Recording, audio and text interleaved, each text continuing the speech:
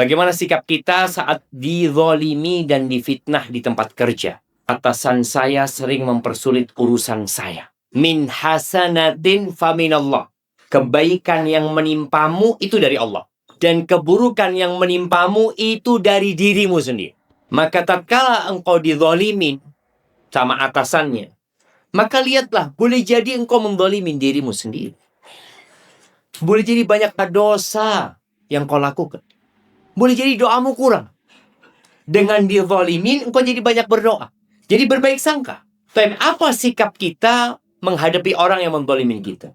Yang pertama, kita bisa membalas kezaliman dengan yang setimpal. Salah satunya dengan mendoakan keburukan. Gimana cara mendoakan keburukan orang yang menzalimin kita? Dia doakan, ya Allah berikan hukuman kepada dia. Boleh aja. Jangan antum doanya ngawur. Ya Allah, dan kebakaran rumahnya, anak-anaknya mati semua. Jadi, karena boleh jadi doa kita melebihi kezaliman dia. Akhirnya kita yang zalim sama dia. Maka kalau mendoakan, doakan yang sudah Allah berikan hukuman kepada dia sesuai dengan yang dia lakukan. Itu boleh. Tapi jangan sampai berlebih. Atau antum punya pilihan memaafkan dia. Sebelum memaafkan, mungkin pilihannya antum nuntut di akhirat. Sudah, saya tuntut di akhirat nanti. Selesai. Yang ketiga, antum maafkan dia. Mana yang lebih baik? Iya. Memaafkan lebih baik kalau itu memperbaiki dia. Allah mengatakan, faman barang siapa yang memaafkan dan memperbaiki, maka pahalanya Allah yang menanggung. Karena ada orang-orang yang gak pantas dimaafkan. Ada orang-orang jangan dimaafkan. Laporkan ke polisi dia. Kalau dia dimaafkan, dia akan menzalimi orang lain lagi. Terkadang keberadaan orang di dalam penjara lebih baik daripada dia di luar, dia tambah banyak dosanya. Ada orang yang seperti itu. Jadi ingat, ada orang yang dimaafkan karena pantas dimaafkan. Dan itu akan memperbaiki dia. Tapi ada orang yang kalau dimaafkan malah tambah jadi. Ada kejadian deh. Seorang suami nikah dengan seorang wanita. Dapat berapa lama dibunuh istrinya. Akhirnya dia di penjara, kemudian dikisos. Ternyata di penjara dia bertobat. Dia jadi menghafal Quran, ya ini itu. Pas hari dia hendak dihukum kisos, mertuanya kesian. Dimaafkan. Setelah dimaafkan, dilihat anaknya ini soleh. Akhirnya dinikahkan sama adiknya. Masya Allah. Dapat setahun atau berapa lama, dibunuh lagi adik. Iya. Ada orang-orang yang sakit.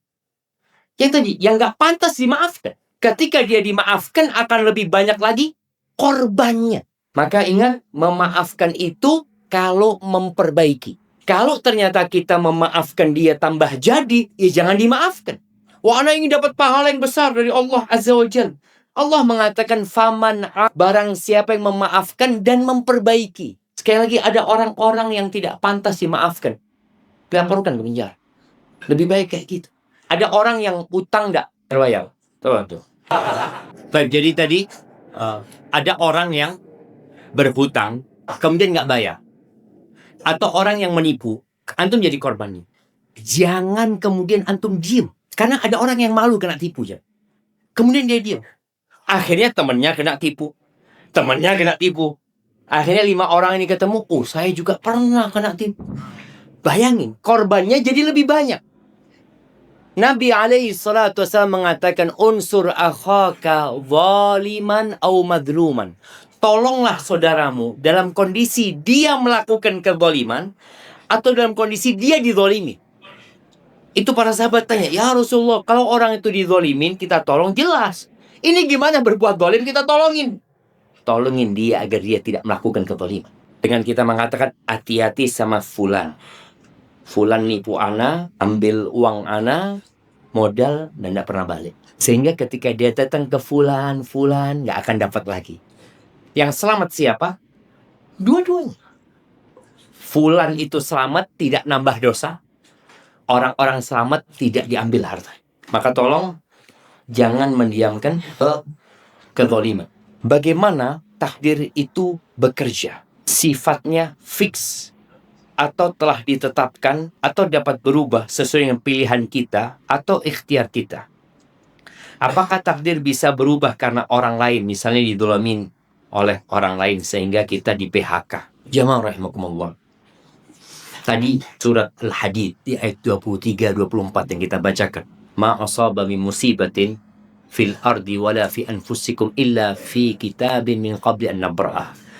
Tidak ada satupun musibah yang menimpa di bumi atau di diri kalian, melainkan itu sudah tercatat. Jadi bagaimana bekerjanya takdir ini? Yang pertama, ilmunya Allah Azza wa Jalla. Allah itu sudah tahu antum hari ini akan duduk di depan. Allah udah tahu. Dan itu dicatat. Kita taunya kapan? Setelah terjadi. Allah taunya sebelum terjadi. Allah sudah tahu. Allah akan tahu antum nanti keluar kehilangan sandalnya. Tahu antum sandalnya hilang? Nggak tahu kan? Pas hilang baru tahu. Tapi Allah sudah tahu. Allah tahu apa yang belum terjadi dan bagaimana kalau itu terjadi. Kapan terjadi? Allah tahu. Maka bicara takdir itu bermuasal dari ilmunya Allah.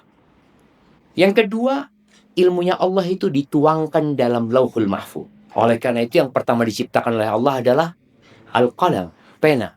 Pena diperintahkan untuk menulis ilmunya Allah tadi, apa yang akan terjadi sampai hari kiamat. Yang ketiga, keinginan Allah, masyiatullah, kehendak Allah.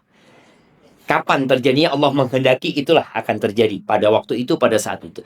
Yang keempat, penciptaan Allah untuk takdir itu. Jadi bermula dari apa? Ilmu, dicatat, dikehendaki, jadi. Seperti itu.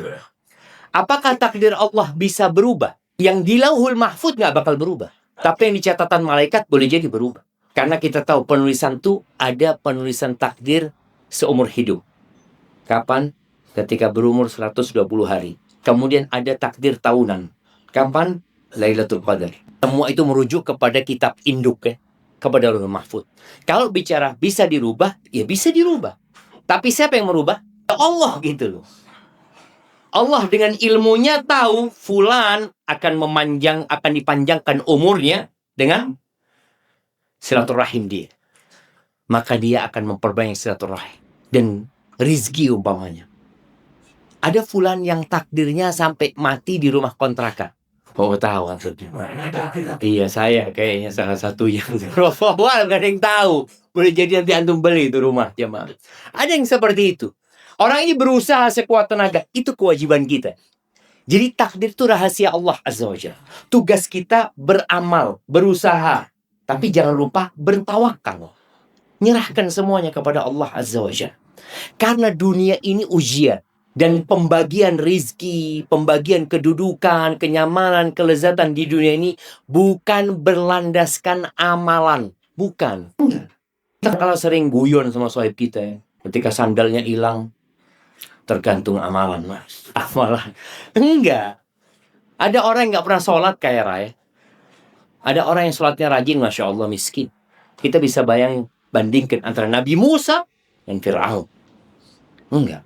Jadi bicara takdir itu berusaha. Apa yang diperintahkan Allah, kerjakan. Ketika engkau mendapatkan sesuatu yang tidak menyenangkan, katakan inna lillahi wa inna ilaihi raji'un.